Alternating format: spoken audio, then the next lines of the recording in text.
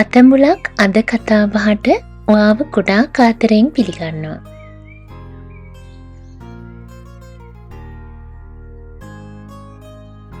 ටික කාලෙකට පස්සේනේ ඉතින් අපි මේ කතාබහකින් හම්බ වෙන්නේ.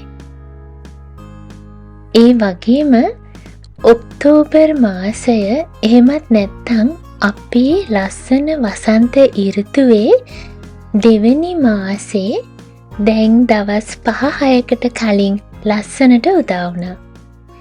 ඉතින් අන්න ඒ මාසේ මම පටන් ගත්ත විදිය චුට්ටක් පරක්කු වෙලා හරි ඔයත් එක්ක බෙදා ගන්න හිතුවා.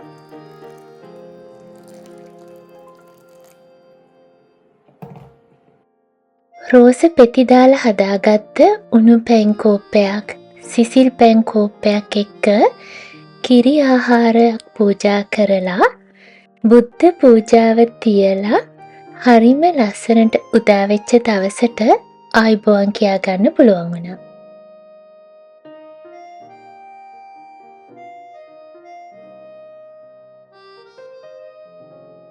වසන්තය උදා වෙනවා කියලා කියන්නෙම ගොඩාක් කුරුල්ලෝ වටේ පිටේ එක එක සද්දෙට කෑ ගහනවා ඇහෙන, මල් පිපෙන, කොළ ඔක්කොම හැලිලා සීත ඍතුවේ ඔහේ බලාගෙන හිටිය ගස්වල ලා දළු එක දෙක මතුවෙන්න පටන් ගන්න හරිම ලස්සන වටපිටාවටම ජීවයක් ලැබෙන ඍතුවක්.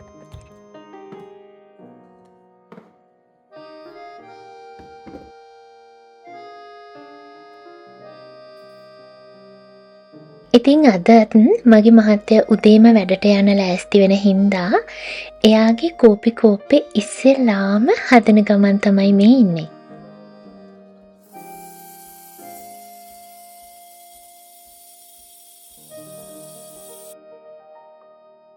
තාම දවස පටන් ගත්ත විතරයිනේ. මේ දවස ගෙවෙන්නේ කොහොමද, කොයි විදියටද කියලා තාම හරියට හිතා ගන්න බෑ.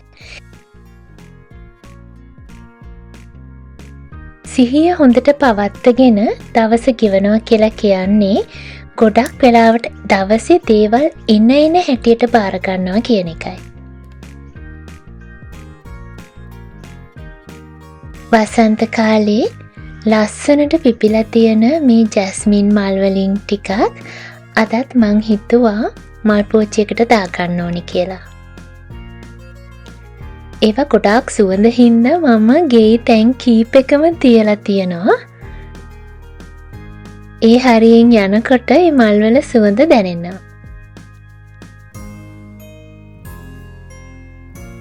ඒ තුලින් ලස්සන වසන්තයේ ඒ නැවුම් බව ගේ ඇතුළටත් ගන්න පුළුවන් වෙනවා. බුදුන් වැඳලා මහත්තයාගේ කෝපි එකත් හැදුවට පස්සේ ඉතින් ඔන්න නිවී හැනහිල්ලේ වාඩි වෙලා මගේ කෝපි එක බොන වෙලාව.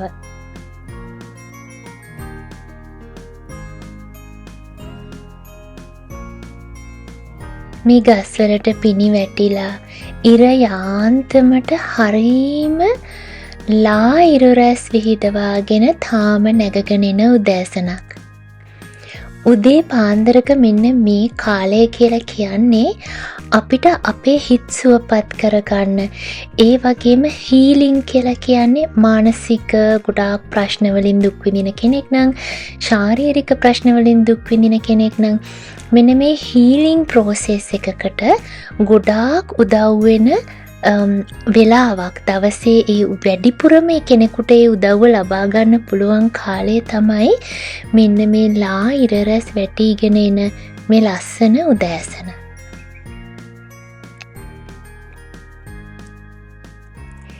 කෝපි එක බිව්වට පස්සේ ඉතින් හැමදාම වගේ ස්ලෝ මෝර්නින් රූටීන් එකේ මගේ ග්‍රවුන්ඩින් කොටසක් තියෙනවා.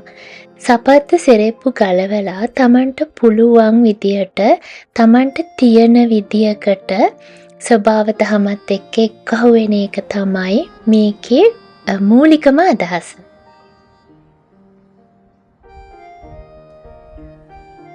නැවුම් වාතය ආශ්වාස කරන ගමන් හිමීට මෙන්න මේ විදියට තමන් එක්ක පොඩි කාලයක් ගත කරාම මට මුළු දවසටම අවශ්‍ය මානසිකත්වයයි ශාරීරික පහසුවයි මේ දෙකම ඉතාමත් හොඳට සකස් වෙලා තියෙනවා.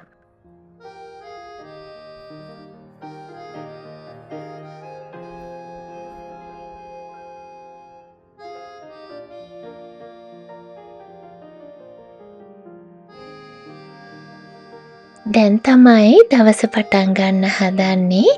ඉතින් උදේට යන අයට කෑම හදන්න ඕනේ. ඒගොල්ලන්ගේ බ්‍රෙක්ෆාස්ට්, ලන්ච් මේ වගේ දේවල් තියෙනවා. ඉතින් අම්මා කෙනෙක් වුණාම, ගෘහණියක් වුණාම අපි කාටත් නේද? අද කාගේ තිල්ලීම පරිදි හදන්න කියලා හදන්නේ පේස්ට්‍රීස්. ඉතින් ඒකට අවශ්‍ය දේවල් සූදානම් කරලා තියලා තමයි මම මගේ උදේ ස්ලෝ මෝර්නින් රූටීන් එක කළේ. ඉතින් දැන් ඔන්න ඒ දේවල් ලෑස්ති කරන වෙලාව.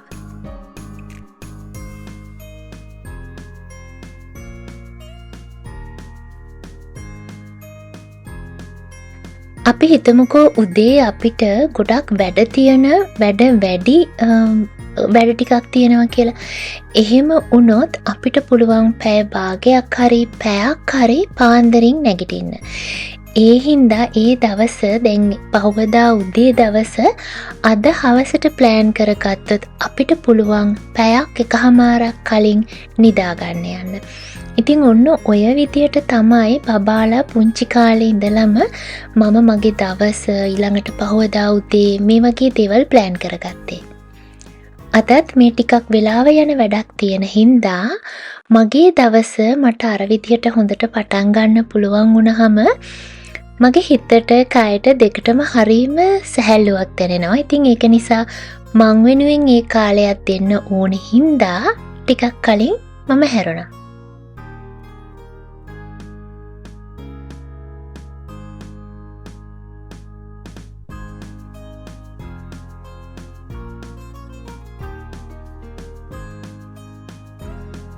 මනුස්සේ වුණාම අපි කවුරුත් ගොඩක් දුරට එක වගේ.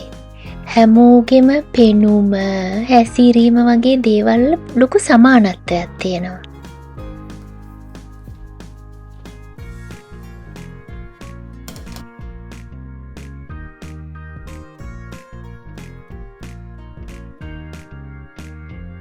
හැබැයි ඒ වුණාට විවිධත්වයකුත් තියෙනවා නේද?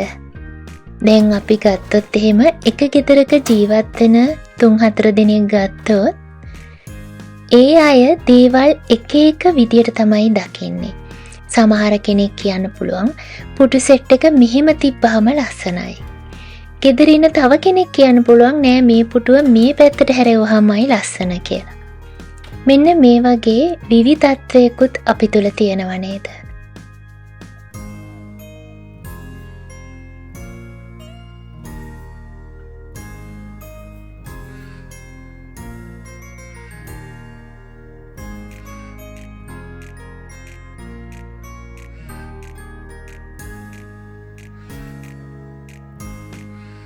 මෙන්න මේ විදියට අපි දේවල් වලට එකඟ වෙන්නේ, කැමති වෙන්නේ, අකමැති වෙන්නේ. සමහරක් වෙලාවට ප්‍රශ්න කරලා බැලුවොත් අපි එක එක જાතිය හේතු හොයලා ඉදිරිපත් කරන්න හැදුවට හරියටම මොකද ඇයි මම එහෙම කැමති?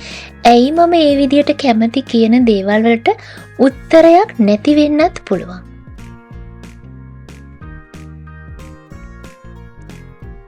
සංසාර ගමනක සෑහෙන කාලයක් තිස්සේ එන හින්දා අපි නිරන්තරයෙන් ආශ්‍රය කරපු කැමති දේවල්, අකමැති දේවල් නිසා හැදිච්ච මතක පොදි අපි හැමෝගෙම ඇතුළාන්තයේ තියෙනවා.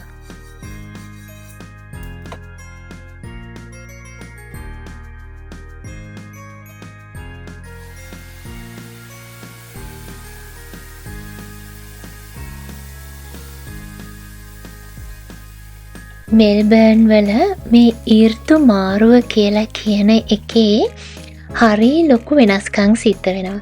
සමහර වෙලාවට වහිනවා, හවසට පායනවා, පහුවදාට අවුව, ආයි හවසට වහිනවා. මෙන්න මේ වගේ වෙනස්කම් ගොඩාක් වෙනවා.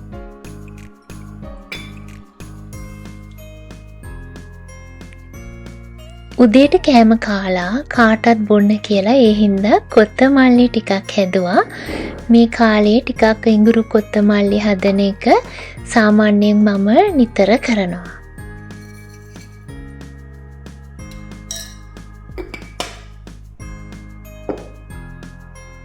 ඉතින් ඔන්න ඔය විදියට අපි තුල අපිටම ආවේනික අපේ කර්ම නිසාම සැකැස්වුණු ඒ වගේම නැවතත් කර්මානුරූපීවම දේවල් සකස් වෙන්න ඒ වගේ කැමති අකමැති අපි නිකන් කිව්වොත් ලයිස්තු පොට්ටනි වගේ ඒවා අපි කාගෙත් ඇතුළාන්තයේ තියෙනවා. අන්න ඒ දේවල් නිසා ඒ දේවල් වලින් දෙන තල්ලුව නිසා තමයි යම් යම් දේවල් එහෙම නැත්නම් යම් යම් අරමුණු අපි කියන්නේ මම මේකට ගොඩාක් කැමතියි මං හරියම කැමතියි මං කැමතිම මේ විදියට ජීවත් වෙන්න මං කැමතිම මෙහෙම කන්න මෙන්න මේ රසට මෙන්න මේ විදියට කියන්නේ අන්න ඒ නිසයි. ඒ වගේමයි එතනම එහා පැත්තේ ඉන්න කෙනාට ඒක කැමති දෙයක් විදිහට නොදැනෙන්න පුළුවන්. ඒක Tamanට එයාට හිතෙන්න පුළුවන් අය මෙයා මොකටද මෙහෙම කියන්නේ මේක ඒ තරම් කැමති හිතෙන්න දෙයක්ද කියලා ඒ කෙනාට හිතෙන්න පුළුවන්. ඉතින් ඔන්න ඔය නිසා එක එක්කෙනාට ආවේනික වෙච්ච මේ කැමති අකමැති ස්වභාවයන් හින්දා අදහස් ප්‍රකාශ කරනකොට ඒවා අපිට ගැලපෙන්නේ නැති වුණාම අපි යනවා ආගියුමන්ට්ස් වලට. ඉතින් මේ තර්ක විතර්ක සමහරක් වෙලාවට සම්ඩු සරුවල් වලටම යන්න ඉඩ තියෙනවා. ඉතින් ඒ වයින් ගොඩාක් හිත නොහොඳකම් ඇති වෙලා පෞල් ජීවිතවල විශාල ප්‍රශ්න ඇති වෙන්න පුළුවන්. දරුවන්ට බලන්න යාළුවන්ත් එක්ක ඉස්කෝලවල් වල උනත් ඔන්න ඔය වාගේ ගැටුම් ඇති වෙන්න පුළුවන්. ඉතින් අපි තේරුම් ගත්තාම එක එක්කෙනා වැඩ කරන්නේ මෙන්න මේ Tamanට ආවේනික ක්‍රම පද්ධතියකට අනුව කියලා අපිට පුළුවන් මේ දේවල් උපේක්ෂාවෙන් බාර ගන්න හිත පුරුදු කරගන්න. ඒ තුලින් නැවතත් සසර දිග්ගැස්සෙන කෙලෙස් හදා ගන්න නැතුව උපේක්ෂා සහගත හිතක් හදා ගන්න.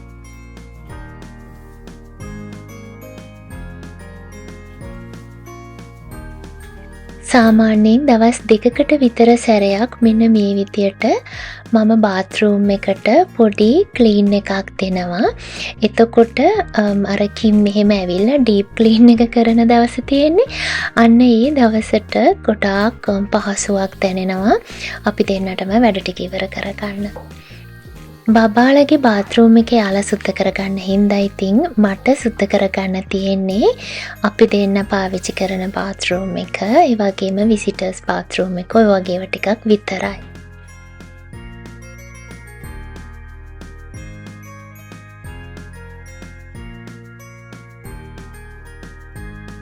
අපිට මෙන්න මේ විදිහට මේ හිත තේරුම් ගන්න එහෙමත් නැත්නම් මේ ස්වභාවය එහෙම නැත්නම් මේ ලෝක ධර්මතාවයේ වැඩ කරන විදිය තේරුම් ගන්න රස්සාවක් නොකර ගෙදර ඉන්න එහෙම නැත්නම් පුංචි බබාලා කරදරයක් වෙනවා වගේ දැනෙනවා. ඒ වගේ කිසිම බාධාවක් ඇති වෙන්නේ නැහැ. මේ ඕනෙම වැඩක් කරනකොට තමන්ගේ හිත තුළ ඇති වෙන විපර්යාස ගැන සිහි කල්පනාවෙන් ඉන්න පුළුවන් වුණොත් මේවා අපිට හොඳට තේරෙනවා. ඊට පස්සේ ඒවා මිච්ඡාවෙන් එහෙමත් නැත්නම් වැරදි කල්පනාව නිසා වැරදි කල්පනාවල් ඔස්සේ ගිහිල්ලා තරහා අධික රාග කැමැත්ත වගේ දේවල් වල එල්ලිලා යනවට වඩා අපිට පුළුවන් හොඳ පැත්තකට හිත නිවෙන පැත්තට හිත පිරිසිදු වෙන පැත්තට අපේ කල්පනාව සංකල්පනාව ඇති කර ගන්න.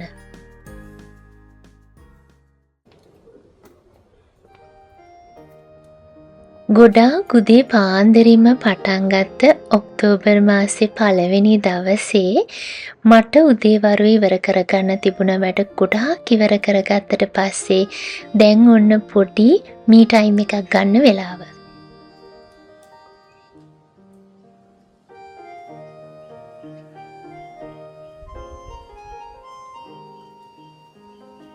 තද සීතලකුත් නැති හෙමීට උෂ්ණ ඍතුවට මාරු වේගෙන යන ගමන් ඉන්න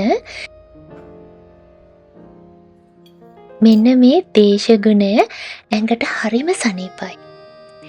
ඉතින් මෙන්න මේ සනීපය ටික වෙලාවක් විඳලා දවසේ ඉතුරු වැඩ ටික කරගන්නයි මගේ කල්පනාව.